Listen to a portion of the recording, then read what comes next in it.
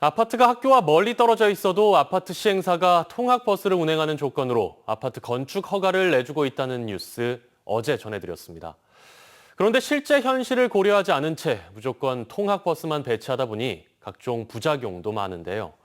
일각에선 행정 편의적 대책이라고 비판하고 있습니다. 강서영 기자입니다. 등교 시간 순천 조례초등학교 후문 주변이 승용차들로 가득 찼습니다. 통학버스를 가정한 관광버스들도 현수막을 달고 뒤를 따릅니다. 조례초에서 2.5km 떨어진 신축 아파트의 예비 입주자들이 입주 이후 실제 벌어질 통학 상황을 직접 보여주겠다며 관광버스 8대와 승용차 30대를 끌고 나온 겁니다. 해당 아파트에서 조례초로 통학할 것으로 예측된 인원은 800명. 입주자들은 통학 대책으로 마련된 버스 8대를 7시부터 9시까지 모두 동원해도 학생 100명을 태우지 못해 결국 학부모 승용차를 이용하게 된다고 말합니다.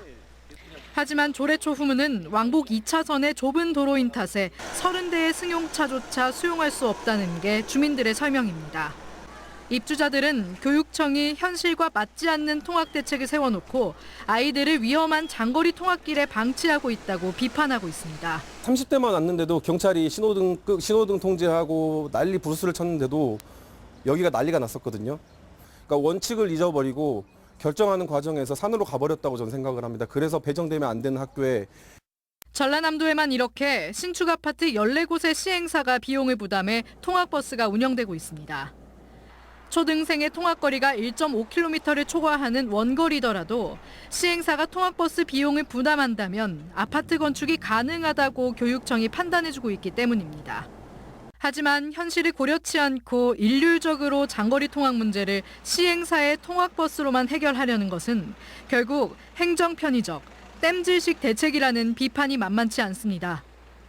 예컨대 순천시 해룡면의 한 아파트 단지는 학교 측이 버스를 어린이 통학버스로 인정해주지 않아 사실상 불법 관광버스로 통학을 하고 있는 실정입니다.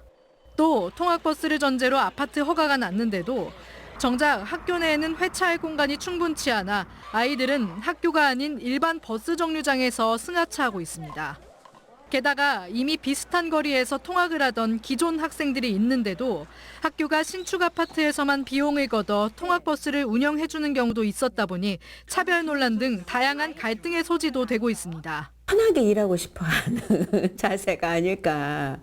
1.5km 이상도 뭐 버스 있으면 가는 거 아니야? 막 이렇게 이제 효율성을 중심으로 이야기하고 있는데 좋은 교육 환경을 만들기 위해서 우리가 뭘 할 건지. 교육받을 권리 중 하나인 통학권.